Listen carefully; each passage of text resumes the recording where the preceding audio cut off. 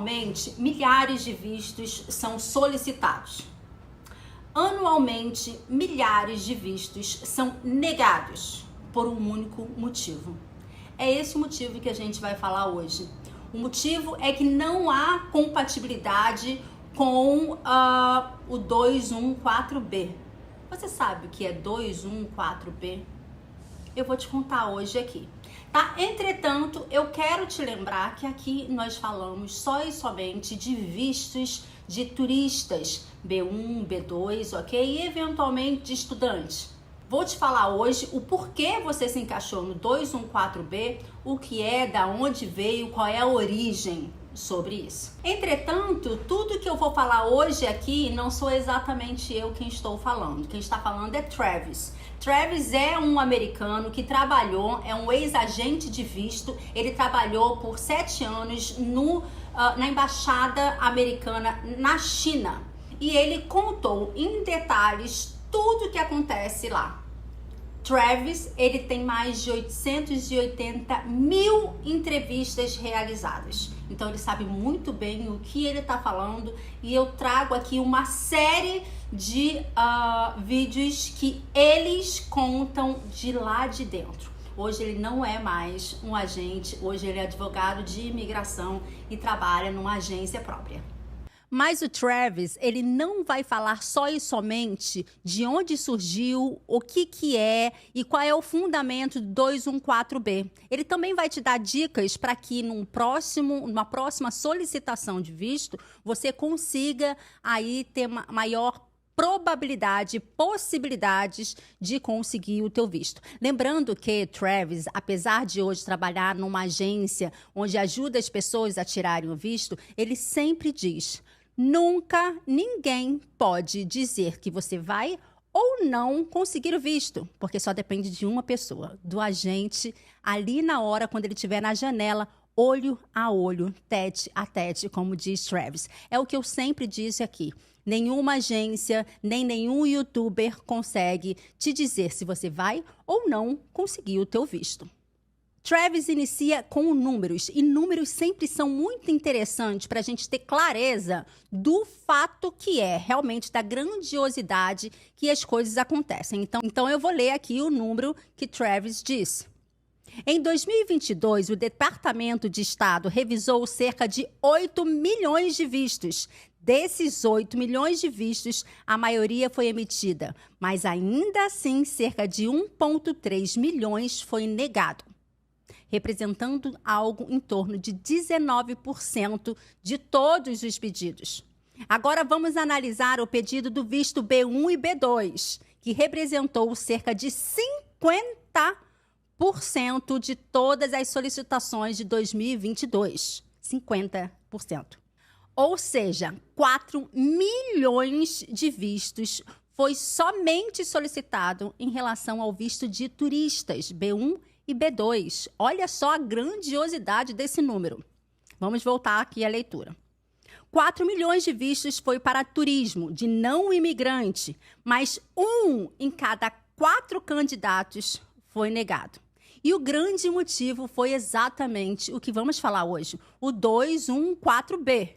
Vistos de estudantes também se assemelha, 632 mil solicitações de visto F1 em 2022 e 35% foi recusado pelo mesmo motivo. Travis lembra que esse número pode variar conforme o país que a pessoa está. Olha que interessante. Travis, ele diz que esse número, ele pode variar muito de país com país, tá? Dependendo do país, pode ser mais vistos negados, menos vistos negados. E ele deu 2 exemplos aqui do mais negado e do menos negado. O mais negado é Morânia. Não sei onde fica e nem vi ainda onde fica.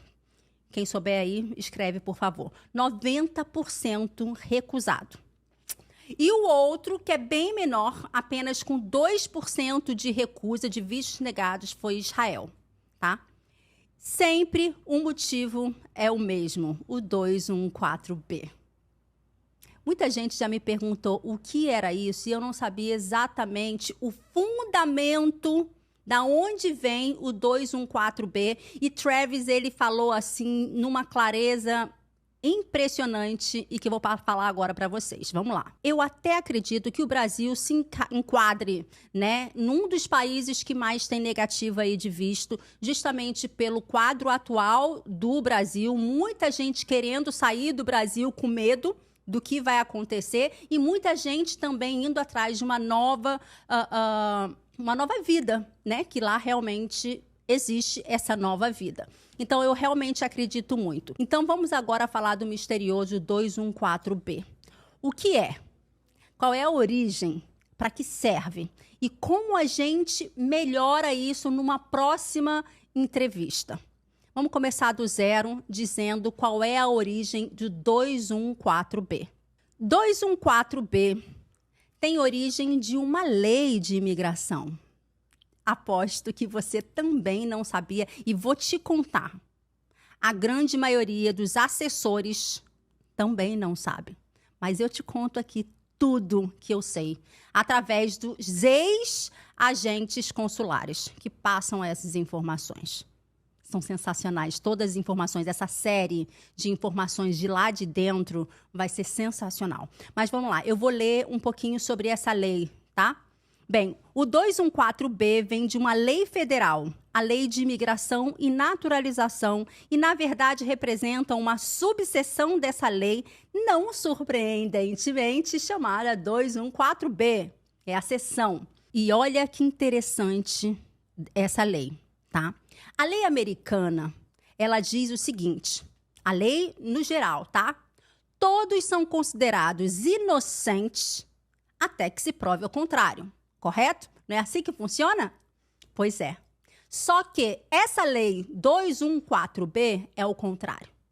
Todos são considerados culpados até que prove o contrário.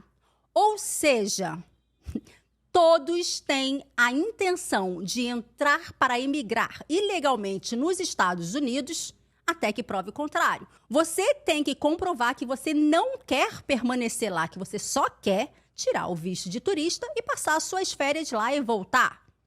Entendeu como que funciona essa lei? É o contrário. Todos são considerados culpados até que você prove para o agente consular que você não é culpado, que você não tem a intenção nenhuma de morar lá. Travis, ele diz com muita clareza, né, que eles não querem que você vá morar ilegalmente nos Estados Unidos. Você quer ir morar nos Estados Unidos? Peça o visto correto. Porque existe a possibilidade de você conseguir o visto correto. Ele diz muito claramente e o tempo inteiro ele enfatiza que você não pode morar nos Estados Unidos com esse tipo de visto. Você até pode querer ir para os Estados Unidos morar, mas não com o visto errado. Tá? E o visto que você solicitar de moradia, né, de imigração legal, ele vai ser analisado e podem te dar sem nenhum problema. Lá dentro da embaixada e do consulado, eles até brincam, né? Eu até anotei aqui, eles dizem, teoricamente, é um futuro imigrante, né? Então, presume-se que todo solicitante, né, de visto de não imigrante, eles têm aqui um nome, eles são chamados de um futuro imigrante. Então, até que se prove o contrário, ele é um futuro imigrante que eles ali dentro do consulado e embaixada falam. Eles também têm um outro, entre aspas, código deles, né? Os agentes de imigração dizem que até que prove o contrário, que você prove o contrário, é a superação 124B. Ok, Rô, diz logo o que o Travis disse em relação a como superar o 214B. Através dos vínculos. Ele foi muito claro através dos vínculos que ele colocou em tópicos, né, que você precisa ter para você passar para o agente de imigração que você não quer ficar lá nos Estados Unidos de forma ilegal e que você tem vínculos o suficiente aqui no Brasil, né, ou no seu país de origem, porque o que ele diz é igual, tá? Todo consulado, toda embaixada e todo processo de visto é igual em todos os países, ok? Então, você precisa mostrar vínculos o suficiente para que você volte, no caso, para o teu país de origem aqui no Brasil, tá? Eu vou ler para ser mais rápido, tá? Porque senão a gente vai se estender muito, beleza? O ponto número 1 que Travis disse, ok? Os candidatos devem provar que se qualificarão com o visto de turista, tá? É mais complicado do que o visto de estudante. Ele fez uma comparação. O de estudante, basta você apresentar tudo ali, todos os documentos, né? E todas as informações necessárias daquela graduação que você for fazer, enfim, pós-graduação, enfim.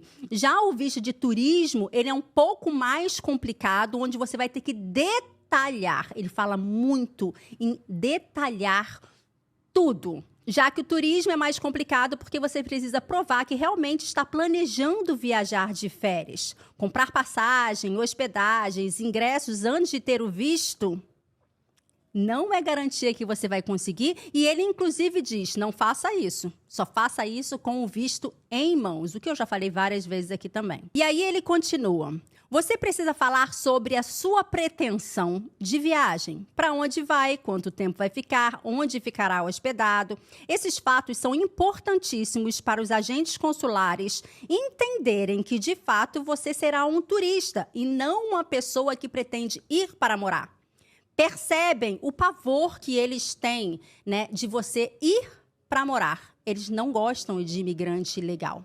Imigrante, sim, legal. Imigrante legal não é bom para nenhum tipo de país. E eles também não querem, ok? 2. Os candidatos também terão que fornecer dados que contenham vínculos no país de origem, no caso que a gente está falando aqui no Brasil, né? A lei diz que você precisa manter uma residência no exterior, no caso, no seu país de origem, e que você não tem a intenção de abandonar aquilo, né? Exemplo, se você pode dizer que possui uma propriedade, uma casa, um terreno, um apartamento, é pouco provável você abandonar isso que você tem, essa tua propriedade que você tem, para você morar aí nos Estados Unidos, né? Mas ele afirma que não há exigências de você ter um território. Você pode morar de aluguel, morar na casa dos seus pais, ele afirma isso. O vínculo 3, a forma de vínculo 3 que Travis disse. Outra maneira é ter um trabalho, um emprego. E por ter um emprego, você não vai abandonar o emprego e ir embora para morar nos Estados Unidos. Perceba que eles têm realmente esse pavor. Ele falando, dá para sentir esse pavor nele, né? Bem, agora o que é interessante, que eu não sabia exatamente, tá? Eles querem saber exatamente as suas atividades dentro do seu emprego para que conecte, de fato, um vínculo. E eu vou te falar quais são elas agora. Qual é o seu cargo? Quantas pessoas se reportam a você? Quantas horas por dia você trabalha? Qual é o seu salário? Muitas dessas informações, dessas perguntas, poderão ser feitas e você precisa ter a resposta precisa e confiante para mostrar que você realmente tem um emprego que precisa de você de volta aqui após as suas férias. Essa frase não é minha, é dele, é do Travis. Entre aspas, eu que esqueci de colocar. Então, realmente existe uma grande preocupação, né, de você ir para morar, né, com o visto de turista, né, e eles não querem. Então, eles vão se apegar em grandes detalhes, quantas horas você trabalha, enfim. Por quê? Porque as horas de trabalho e qual é o seu cargo é de extrema importância para ele vincular, para ele realmente saber que é um vínculo. Olha que interessante, eu vou dar um exemplo aqui, tá? Um empresário, tá? Ele só vai trabalhar na parte da tarde, ok? Ele tem uma flexibilidade muito grande de horário. Isso não é um fator positivo, pelo que ele falou aqui. Quanto tempo de trabalho você tem? Ok? Ele pode linkar muito bem que a empresa pode andar sozinha, sem o dono da empresa. Então, ele quer saber o teu cargo. Agora, veja, se você tem uma carteira assinada, né? Se você trabalha ali 8 horas por dia, 10 horas por dia, é um gerente onde tem um monte de gente que se reporta a você. Muito possivelmente, né, é diferente essa distinção e esse link de vínculo é bem diferente de um para o outro. Entenderam, né? Uma coisa interessante que Travis disse, que todos os vínculos eles têm que estar alinhados. É uma coisa que eu sempre disse, não é um vínculo ok e você vai conseguir o visto, não. São todos os vínculos que ele disse aqui, que eu tô lendo, né, alinhados, que vão fazer você conseguir o visto. Vão fazer você convencer o agente de imigração ali na janela do visto, né, fornecer o visto para você, ok? O quarto ponto. Ele falou sobre laços familiares. Uma das coisas que ele falou, eu já disse aqui várias vezes, e é o que eu fiz quando eu solicitei meus 2 vistos, tá? Bem, filhos é um laço familiar, assim, absurdo, é um vínculo muito forte. Então, você tem que dar todos os detalhes dos teus filhos. O que ele faz durante o dia, né? Qual é a escola que ele é matriculado. Quanto mais informações você der dos teus filhos, mais vínculo, né, você tem aqui. É claro que existe, como também diz Travers, eu também digo, né? Toda regra tem uma exceção, ok? Pode acontecer de alguém conseguir, né, o visto de turista com os filhos aqui e ir morar. Lembrando que é a junção de todos os vínculos que vai fazer acontecer, né? Mas toda regra tem a sua exceção. Então, eu vou ler agora aqui o quarto ponto. Laços familiares são importantes. Se você tem crianças que ficarão em casa ou você cuidará dos seus pais, um cônjuge, de certa forma é um vínculo. Você não irá abandoná-los. Perceba mais uma vez que ele sempre diz provavelmente, é possível que... né? Ele sempre fala de certa forma, né? Ele nunca dá certeza absoluta de nada, porque nunca é certeza absoluta. Quem vai ter certeza é o agente ali na janela, ali na hora do tete a tete, como ele diz, de olho no olho, né? Como ele diz, tá? Voltando aqui. Você precisa mostrar seus vínculos com detalhes. Quantos filhos têm, qual a idade deles, onde eles estudam, quais as suas atividades e obrigações diárias. Mas isso vale também, por exemplo, caso você cuide dos seus pais. Relate o dia todo. Se você é casado, diga quanto tempo você tem de casamento. Isso tudo, gente, como ele diz aqui, ó. Tudo isso é crucial para a determinação do agente consular entender se você voltará ou não, né, para o seu país de origem após ali a estadia de férias. É de turista, é de férias, né, dos Estados Unidos. E eu já vou emendar a quinto e último ponto que Travis diz.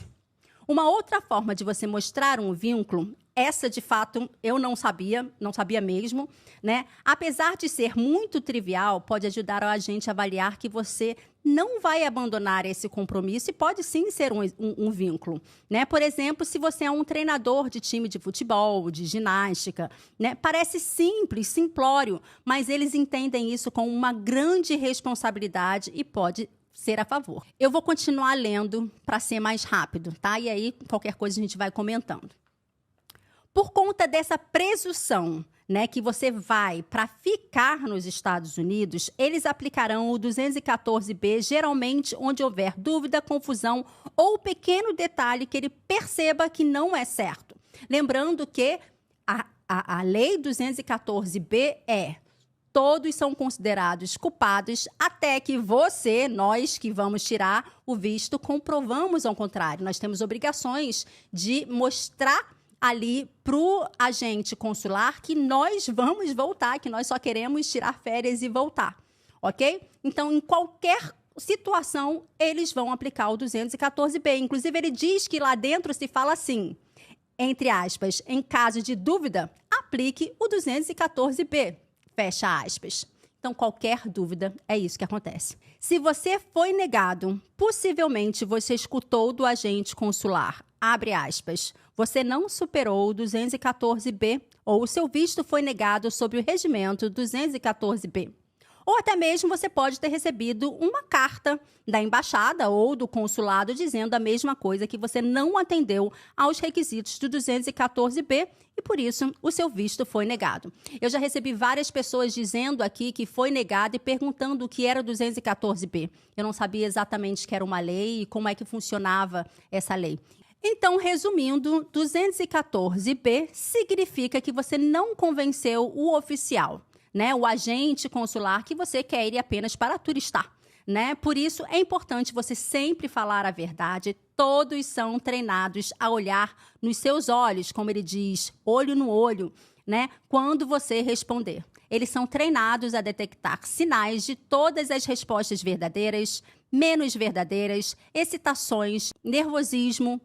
Assim como os detetives, os policiais, eles são treinados em olhar e avaliar ali o teu olhar, tá? O teu corpo, o teu olhar. Ele enfatiza que todos ficam nervosos e que eles conseguem identificar um nervosismo natural ali do ambiente. Mas eles também conseguem pegar na mentira e é ali que eles avaliam. Agora que você já sabe o que é 214B, me diz aqui, você já recebeu algum papel, alguma carta, ou mesmo ali na janelinha na hora da entrevista, alguém já disse isso para você, que você não atendeu os requisitos do 214B? Deixa aqui embaixo nos comentários a tua experiência, né? É muito importante essa troca de experiência para a gente ajudar os próximos. Até!